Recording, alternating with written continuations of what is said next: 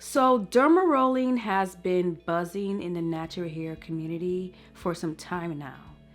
And I know a lot of you are curious but hesitant to try. And to be honest, your hesitation is valid.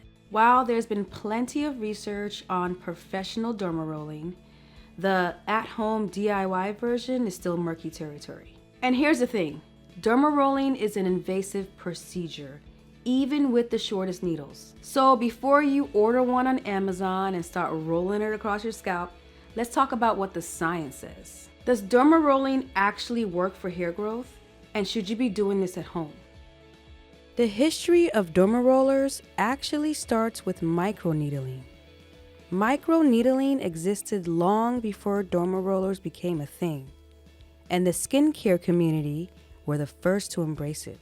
It all began in the early 90s when Dr. Andre Camarand, a plastic surgeon, noticed that controlled injuries could improve the skin's appearance by triggering the skin's natural healing response to regenerate new and improved tissue.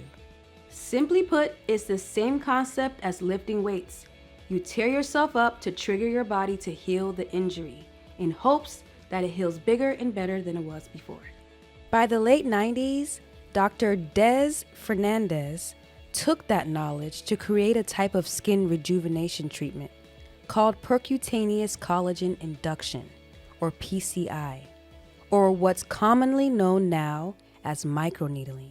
Then, around 2000, Professor Horst Liebel invented and patented the dermaroller device, which is simply a more at-home, less invasive microneedling device you can use to help stimulate something close to a professional microneedling effect. Up until now, microneedling with a dermaroller or other microneedling tools were used exclusively for skincare until 2013, when a groundbreaking study examined whether microneedling could stimulate hair growth when used alongside minoxidil was published. This study was the spark that lit the fire in the hair care community. By 2014, there were blog articles and chat groups on microneedling for hair growth. Soon, companies began to market dermarollers in units and in kits for hair growth. Today, there are thousands of videos and articles about it, and you can purchase all types of at-home microneedling devices. The at-home devices are milder and less invasive compared to a professional medical-grade microneedling procedure. And you can find positive testimonies online, but there are also tons of negative testimonies as well. Also, the term microneedling and dermarolling are often used interchangeably, but a dermaroller is just a type of less invasive microneedling tool. So it's really called microneedling. But in this video, we're specifically talking about the use of an at-home dermaroller tool to stimulate hair growth.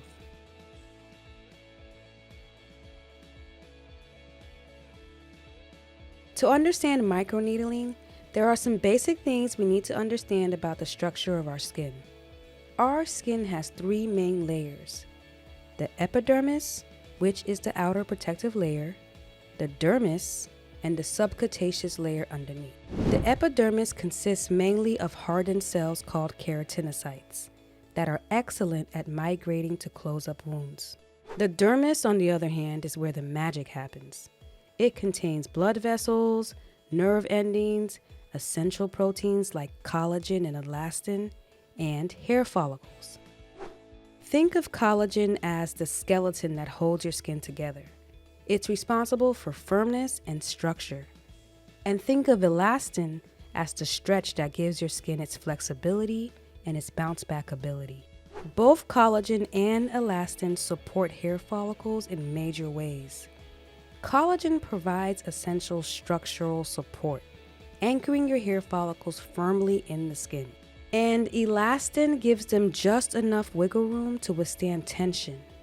It forms a flexible, elastic net-like structure around each hair follicle that supports the hair growth cycles.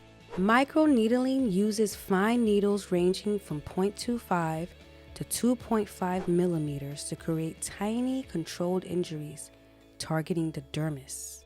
These micro wounds trigger your body's natural wound healing response, stimulating the production of new collagen and elastin fibers. If done right, microneedling will not only improve the firmness, texture, and flexibility of your skin, your body's wound healing response can also create an environment where sleeping hair follicles have enough support to wake up and grow. In the next video, I'm going to show you a breakdown of what these wound healing responses look like and show you what it looks like when dermarolling is not done properly. As always, thanks for watching. See you in the next video.